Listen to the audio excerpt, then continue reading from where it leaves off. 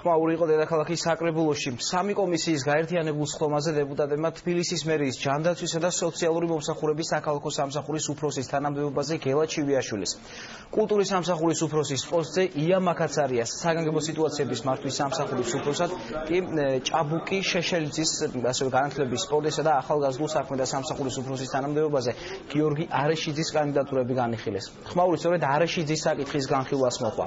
ნაციონალური მოძრაობის წევრი ირაკლი ნადირაძის განცხადებით ენერგეტიკის მინისტრის ცოლის ძმა გიორგი არეშიძე მხოლოდ პარტიული და ნათესაური ნიშნით არის შერჩეული. ამ ბრალდებას უარყოფენ უმრავლესობის წევრები და აცხადებენ, რომ არეშიძე პროფესიონალი კადრია.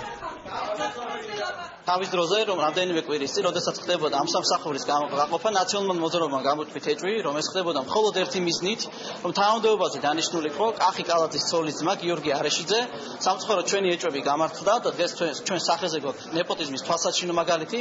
ამ ადამიანმა წარმოადგინა CV და ამ CV-ში მხოლოდ ქართული ოცნების პარტიული თანამდებობის მას სხვა არანაირი გამოცდილება არ აქვს. ვინმე თუ ვინმეს ნათესავია და კვალიფიკაცია აქვს შესაბამისის არ ნიშნავს, რომ ის ადამიანი არ უნდა განიხილებოდეს რომელიმე პოზიციაზე.